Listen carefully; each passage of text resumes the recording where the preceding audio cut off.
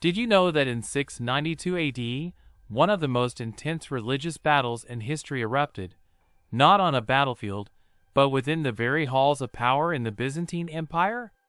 This was a conflict not fought with swords and shields, but with decrees, councils, and political maneuvering that would leave a lasting impact on Christianity.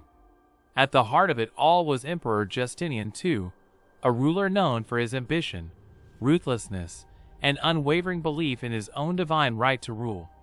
Determined to impose absolute religious control, he convened the Quinisext Council, an assembly of bishops meant to solidify orthodox doctrine and align religious practices with imperial authority.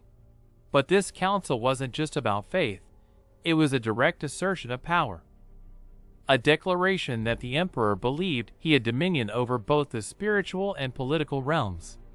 His actions would send shockwaves through the Christian world, setting the stage for intense resistance, deep divisions, and an unfolding drama that would forever alter the relationship between church and state.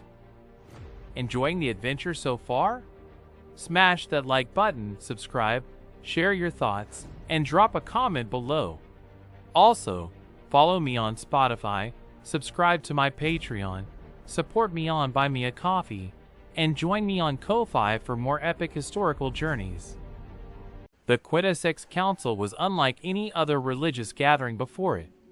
Officially known as the Council in Trullo, it was not about resolving theological disputes, but about cementing the authority of the Byzantine Emperor over the Church.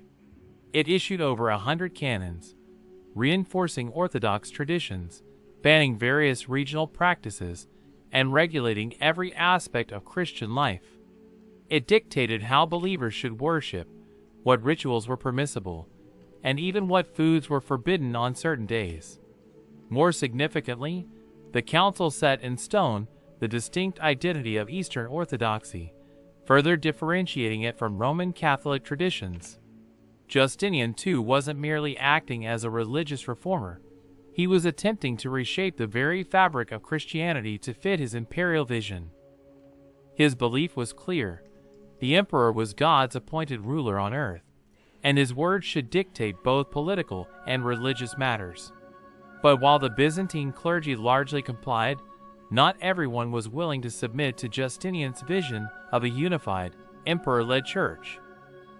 But for Justinian II, enforcing his religious rulings through the council wasn't enough. He wanted absolute conformity within his empire, and that meant stamping out any beliefs or traditions that deviated from official Orthodox teachings. His crackdown was brutal. Pagan temples, many of which had stood for centuries, were torn down and erased from history. Jewish communities faced harsh restrictions, as their religious practices were seen as incompatible with imperial orthodoxy. Even Christian sects that did not align perfectly with Byzantine doctrine were persecuted, their leaders driven into exile or forced to conform. Entire regions that had maintained unique traditions suddenly found themselves under immense pressure to abandon their old ways. To Justinian, this was a purification of the empire, a way to bring his subjects under one religious authority. But instead of uniting his people, his policies sowed unrest and resentment, deepening fractures within the empire. His reign became synonymous with oppression, as his relentless pursuit of religious uniformity alienated many who had once been loyal. Justinian's boldest move came when he decided to challenge the authority of the Pope himself. Pope Sergius I had refused to endorse the canons of the Quinisext Council, seeing them as an overreach of imperial authority into matters of faith. This defiance enraged Justinian, who believed that the Pope, like all religious leaders, should submit to the will of the emperor. In a move that stunned the Christian world, he issued an order for Pope Sergius' arrest, intending to bring him to Constantinople by force.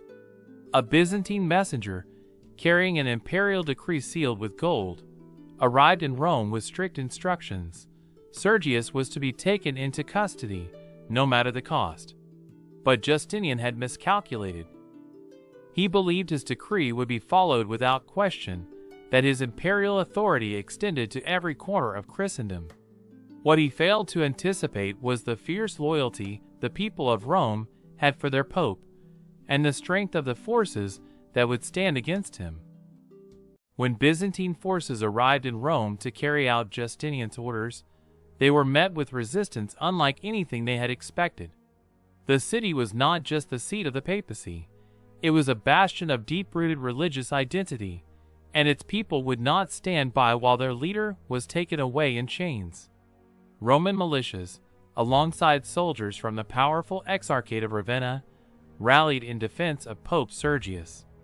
Armed and ready, they blocked the streets, raised their weapons, and made their message clear: Rome would not bow to a foreign emperor's decree.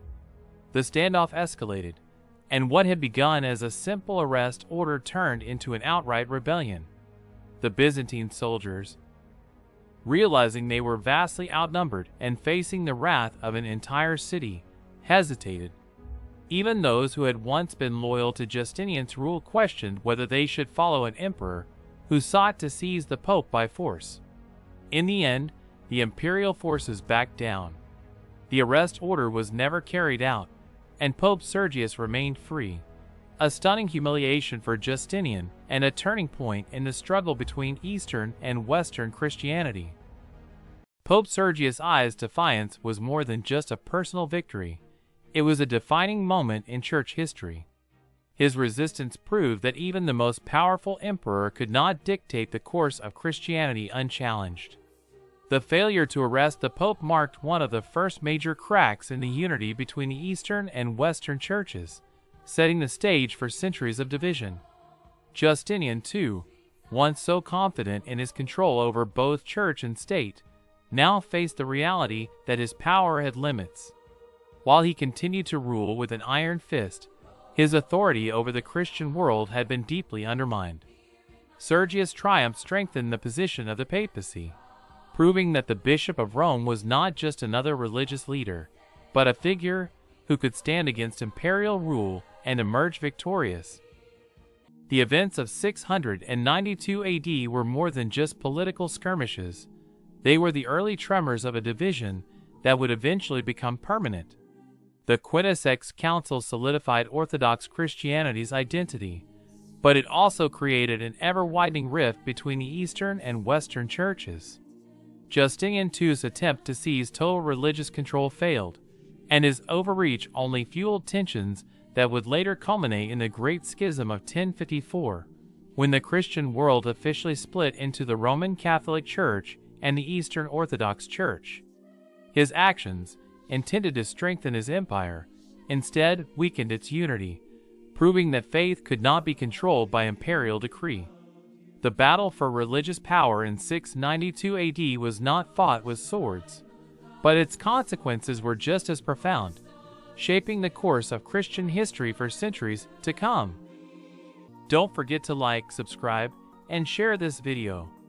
Also, follow me on Spotify, subscribe to my Patreon, support me on Buy Me a Coffee, and join me on Ko-Fi.